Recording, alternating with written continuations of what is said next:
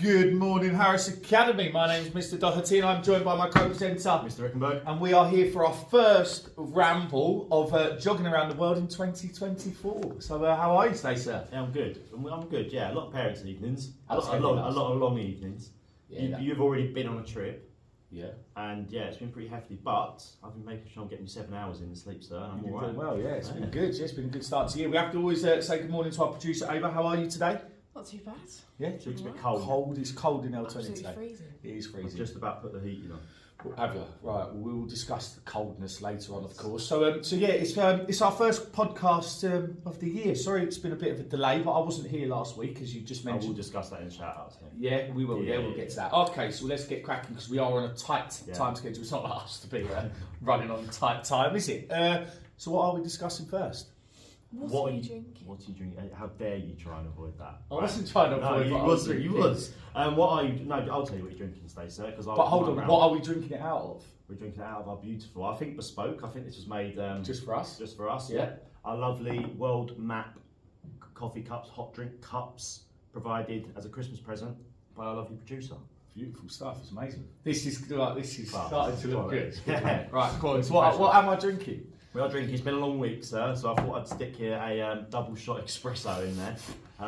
Remissing on our time in Whitstable when we had this for the first time, and then that might have led to my dodgy driving. Who knows? Yeah. Correlation isn't causation. Let's say about that better. Ava, what you got?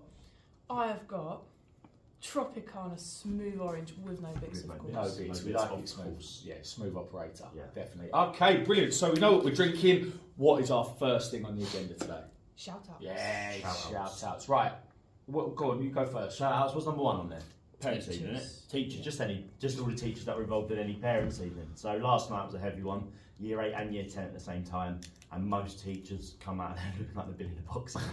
It was pretty brutal, yeah. It was. Some teachers finished their appointments, were able to leave. Most of us were there until about 7:45. They were actually turning the lights off for the last finishing. Yeah, and then a couple of the last teacher I think left at about 8:10, I think. So yeah, it was pretty hefty last night. So just shout out to everybody. Shout out to Miss Duffy who was doing that parents' evening without knowing. After seeing only a couple of them, a lot of them only once after coming back from maternity. So she did a really great job there. I went home and treated myself to McDonald's. Did you? Yeah, I got McDonald's on my own last night. I had a Ginster's pasty, chips and beans. For dinner when you got in? Yeah. So you had chips and beans twice yesterday? Chips and beans twice yesterday, yeah. I don't know if that's good or bad, I'm not sure. Am I allowed to moan about my lunch at dinner yesterday? Yeah, no, because we can't criticise the school we're working for, unfortunately. So. Right. Yeah. Just the number of sausages might have disappointed us, mightn't it? Yeah, 2. Anyway, right, before we digress as usual. I've got a shout out. Who's next on that list? You and Miss Rouse. Oh, go on then. Yeah. You double shout out. Because then my shout out links to this anyway. My shout out goes to Mr. Doherty and Miss Rouse who took the year 12s to Dorset last week from Wednesday to Friday. Wasn't the smooth operation we were sort of hoping for. It's pretty smooth. No, I think 95%, 99%. I'll give it 98%. 98%. Overall, I'd rate the trip as 7.5 out of 10. Yeah, I will say that they got loads out of it, and they probably got more out of it because of you and Miss Rouse were there. So absolute credit. Yeah, and do you know what? The kids deserve a shout out. Overall, they deserve a shout out. It was some long days, like 6 o'clock meet at the station. Big days outside. It was very cold, very windy, right on the coast. You know, it was brilliant. But it was a good day. And Jurassic Coast, Durdle Door. That's the first time I'd been. It's like pilgrimage, that isn't it, for a geography teacher? It is the geographer's pilgrimage. You can't be a geography teacher and say you haven't been there, but it is wicked. Yeah, like it's cool. The scenery is stunning, and we were there. The sun setting behind it. It was like you got some wicked pictures. Yeah, it was really good. I thoroughly enjoyed it. So linking to that trip, so we were joined by other Harris schools. And there was a boy there from Harris Wimbledon. Yes, this made me so happy. And his name was Lawrence, and he was like, I was talking to the head of department from Harris Wimbledon, and we were chatting, and somehow it came up. Did she know about the podcast? Well, obviously I didn't just drop into conversation. And she was like, "Oh, it's you that do the podcast?" And I was like, "Yeah." And she went, "Lawrence absolutely loves your podcast." And I was like, she went, Lawrence, come in. She went, "This is Mr. Doherty. He does the podcast." He was like, "What? It's you, sir?" And shook my hand. Why didn't he recognise us? He found it online. Why didn't he recognise? I thought we were big hitters. I thought they knew all about us. No, I think maybe she just made the connection between the two. Do you know what I think? It's because we both need a haircut. Maybe. I look a bit dishevelled while I've been out on the coast there. But he was just so happy. He was like, "Is that your podcast?" I said, "Right, Lawrence, you've got a shout out." So Lawrence, there is your Just shout. make sure it's spreading across West London. Yeah, well, I'm going to email his head of department and Yeah. we're going to drop this link and say you need to tell Lawrence because he's got a shout out. Yeah, and if anything gets the views up and helps as many children as possible. That's it. Yeah, Brilliant. it's not Yeah, vanity fantastic. there. Not Right, vanity fair. any more shout outs? Wild. Oh, I'm not saying the name. I want to keep it a mystery for everyone else because I don't know if he wants his name out there. Well, I think the word's spreading. Is it? Yeah. I spoke to his parents last night. Yeah, I'm just going to say Wild, but Wild, we know who you are, and it's brilliant. Have you got his stat for today? Yeah, it's in fact. Is it wicked? Yeah. Yeah. So Wild has revealed himself. Now I'm giving away that it's a male, but Yeah. he's revealed himself via email the other day, and Yeah. Wasn't expecting that. I wasn't expecting it, but now I think about it, it doesn't come as a surprise at all No. because he's a big geography, loves it. Yeah. We'll tell you who it is afterwards. Yeah, Okay. but I don't it's think you can it's tell why I interesting. scribbled it out in the first place, but But yeah, so Wild is no longer anonymous. no, and his facts are unbelievable. He might have to be. I reckon we call him a correspondent from now on. Do you reckon he's? Yeah, I reckon can't he's add him class. into the WhatsApp group with No. correspondence, but Yeah, that's he can safe be like our that, he can be our correspondent now. He can join Mr. Maxted. Yeah. We're Why? branching out. We need more employees. Yeah. This is it. This is what happens when you We start. are a non-profit organisation, Yeah. unfortunately, so no pays for But if you do want to sponsor us, Jimmy's, it's not a problem. Anyway, so Jimmy's iced coffee, but other brands available.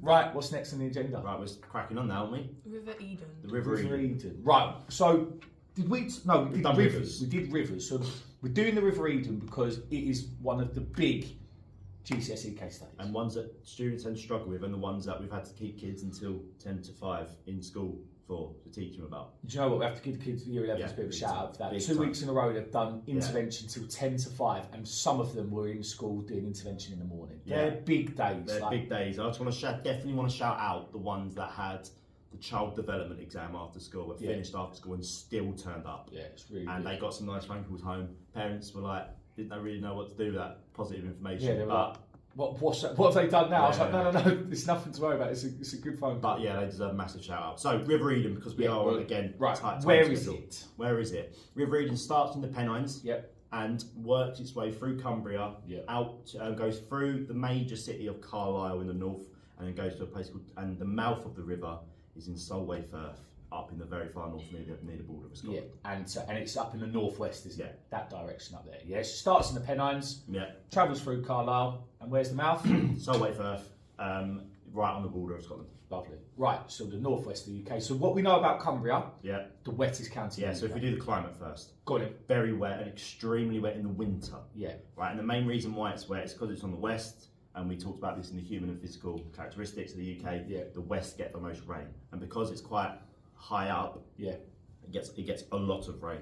So what we were trying to teach the year 11s on Tuesdays, because of that rain, that can increase the erosive power Yeah. of the river and can create some of these wonderful landforms that we see there. So a lot of rain. It also gets very cold, yeah, and especially very cold in the winter time. yeah. So because it's up in the north and because you've got a lot of highlands there, it gets very cold, and therefore freeze-fall weathering happens quite regularly, especially up in the highlands with all of this, even with the harder rocks. Yeah. So as a result, if it's raining and it's very cold, what you get freeze-fall weathering, which breaks off all the parts of the rock, and then the water with loads of power can now move that material down the river. So you're increasing the erosion you're increasing the hydraulic action because of the amount of water, and you're increasing the abrasion because the freeze-fall's knocked off all this rock and it's now in the water. Right, so okay. using that powerful language of abrasion and hydraulic action is going to pick you up in marks, I Yeah. don't believe. And you need to be trying to include the amounts of rainfall and Yeah, stuff like that. if you've got the specific stats, which we don't have. Yeah, not right now. I don't No. know. And I can't remember them from Tuesday. No, and it's not in there because that's the River Tees. Next, geology Yep. of the River Eden. Hard and soft rock. Hard and soft rock. So in the highlands, in the upper course, it's just traditional river. Harder rock up in the highlands, softer rock down in the sort of middle and lower course. So in the upper course, you've got limestone. Yep. And the limestone is the harder rock, even though in some cases limestone isn't a hard rock. In this case, limestone is the hardest rock. So where we've got the limestone, we've got more erosive, we've got sort of like more erosional landforms, like your V-shaped valley, like your waterfall, for example. Do you remember what the waterfall's called? Hellgill Falls. Hellgill Falls. And Hellgill Falls is actually almost perfectly in line for when the limestone turns into the sandstone. Yeah. So you've got your hard rock, which is limestone, and your soft rock, which is sandstone, and then that's where the steps created and stuff like Right, cool. So that's that upper course landform that Yeah, we talk about. And absolutely. again, we want the kids to name it. So Yeah. Hellgill Falls. it needs to be named. Yeah, It's it needs that to be place-specific detail we're talking about. On a 6 marker or an 8 marker, you're limited to half marks if you're not putting that Not information in. and so if you're not naming the location of the river, Yeah. the types of rock present, and the names of the land. Yeah, and also it's not hard to do. If you just explain the formation of a waterfall, and instead of just saying there's a layer of hard rock and soft rock, if you say there's a layer of limestone and sandstone, you've done it. You've done it. That's all you've got to say. That's It's not literally all you've got to say. nothing massively complicated, No. is it? They know it, but they just sort of say layers of hard. But we've got to understand that it's that remembering. That's why the knowledge organiser is important. Yeah. Get on the knowledge organiser. It's all going to be in there. It's all going to be in there. Okay, brilliant. So, so we talk about the location, the climate, sort of what The one of physical them, characteristics of the it. physical characteristics. So now, very quickly, I know this is quite a quick one, but we'll talk about management quickly. Yeah, management. There Is is that human what's next? Human activities in there, but I'll just discuss the human activity. Go on. So you've got farming, Yeah. which they're diverting the river, or they're managing the river in a way where they're moving the river either towards farmland or away from farmland to either gain more land or get the water to act as a fertiliser. Yeah. And then deforestation, they're cutting down trees in order to make the farmers' fields. Right. So as a result of that, you're moving the river around, which is going to impact where erosion and deposition takes place, and you're cutting down trees in the upper course of the river, which is going to increase flow and increase surface runoff, which then leads to the reasons why we need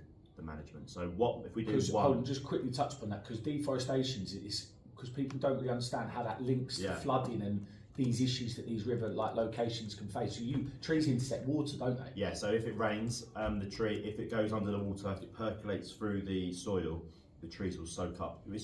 People think it's like a straw and all the flood water disappears. It doesn't, but it will lower the chances of you having a flood because the water will stop it. Even if a tree's fallen down, at least it acts like a small dam. Yeah. And at least it just slows down the process of the flooding. And leaves even intercept water to a certain extent, don't they? Yeah, exactly. Yeah, so you remove those trees, you're allowing more water to run off into the river. And hit the important city in this case, which is Carlisle. Yeah. So management, we'll talk about two. Quick. Definitely afforestation. Yeah. And what other one do you reckon? What one I did reckon you do? channel management. Channel management. Yeah. Cool. So afforestation is soft engineering first of all, and afforestation is the planting of trees. Yes. So they're cutting them down first of all, and now we're having to plant them.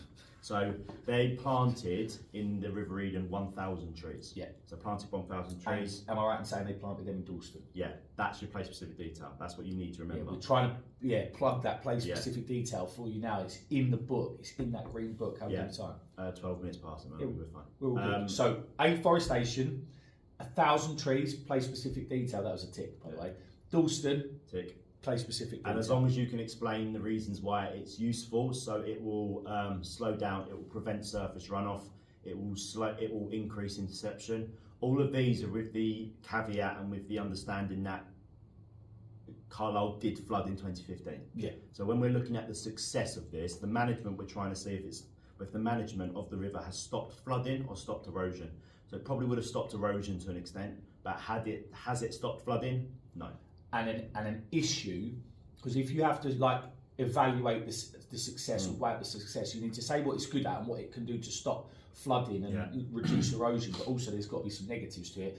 Trees take a long time to grow. Yeah, so the ability for them to intercept stuff is limited until they get bigger, and also you need loads of space. Yeah, you do need a lot of space when you plant loads of trees. Yeah, especially if that space, them trees have been removed to create space for farmland. You've taken farmland away, is that what we need to do? A whole host of other problems. Yeah. Right, okay.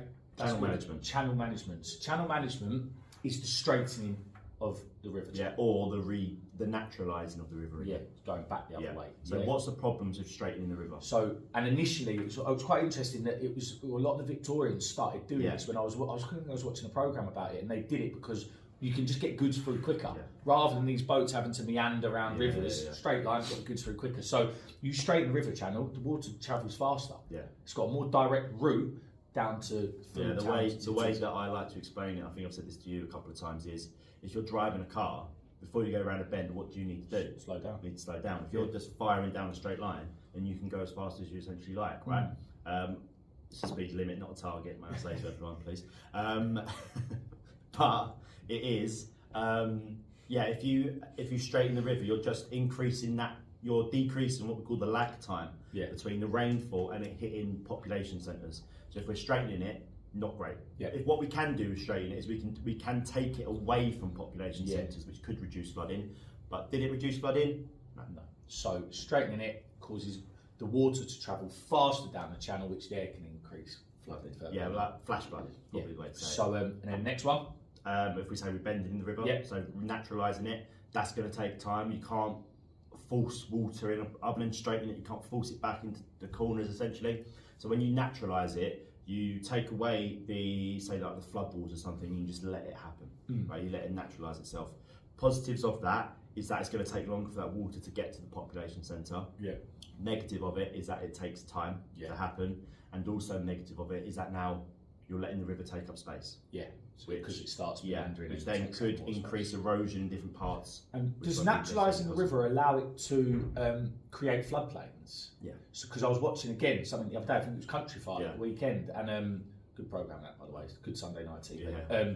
And someone who owned an estate in Norfolk was like, no, they naturalised the river again, and they were giving up their land to allow it to flood to try and protect the towns and villages further down the line, because the guy was like, we've already built the towns and villages, they're not going anywhere now, so we need to think about what we're going to do. So they were willing to give up the land on their estate to be flooded. There's the government initiatives by the organising, the DEFRA, which is the Department for the Environment, Farming and Agriculture, I think it's something like that. And originally it was our message was keep water out, and now that's had to change to making space for water, right? Which makes sense to what you're saying. Right. Okay. So I think practicals, but when I'm hearing what we're saying, I think we're ticking boxes there. Yeah, it's that place-specific detail, the positives and negatives. And they know how to slow us down on YouTube anyway, so they can rewind and listen to it. Yeah, listen to it over and just write notes. Write the notes as you go. What time are we on? We're on 16. 16, so we've got 4 minutes. Yeah, rattling this off. So, news now. Very quickly. Is that what we're on, Ava? Mm-hmm. What's the first thing on the news? Hamas in Israel. Yes. So, again, take a deep breath and you go for it. Hamas and Israel conflict it's just been ongoing, is the way to sort of express it now. Well, we had a break, didn't we?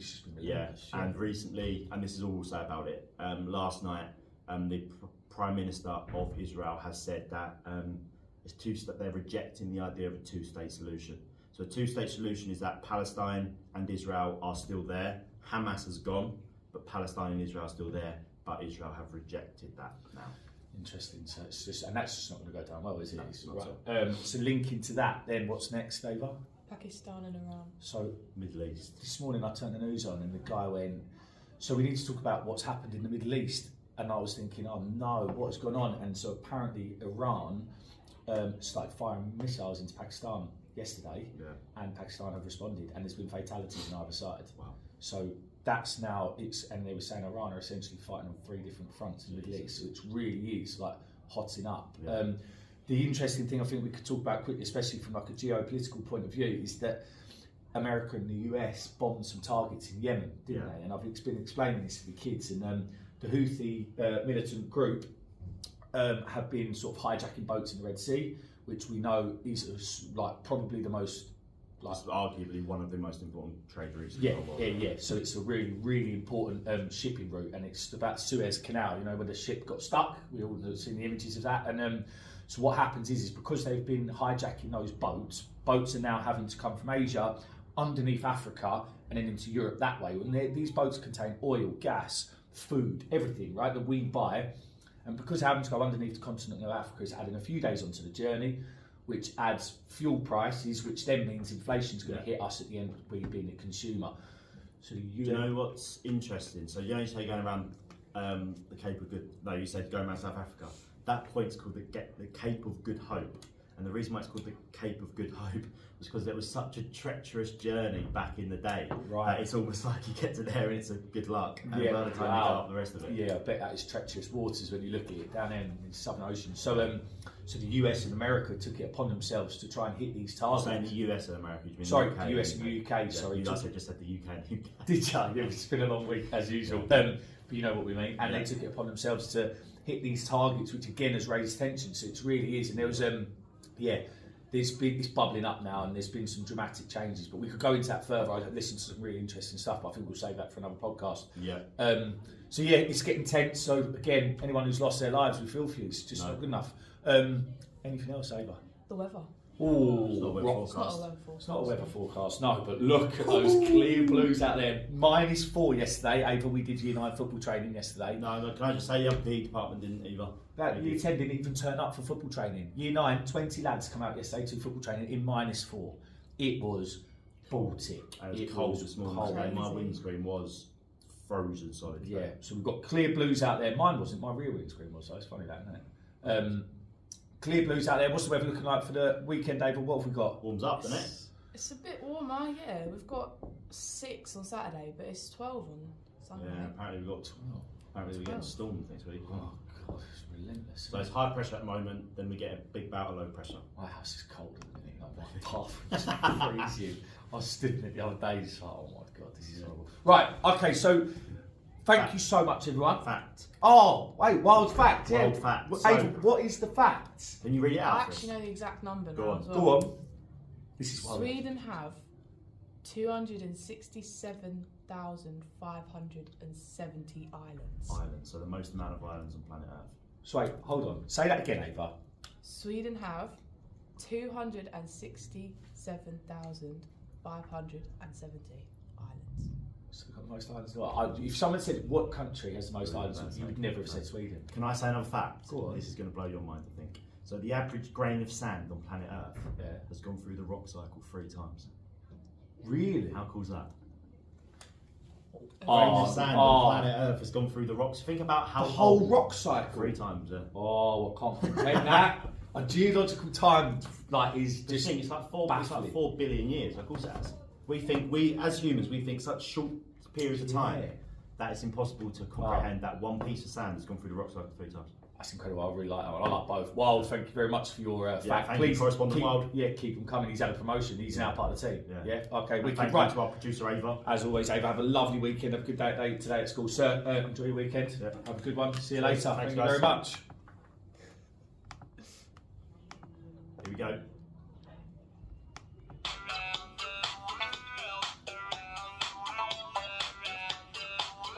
Very good stuff. Well done. Right, Stuff, assembly that's time. Ava, well done.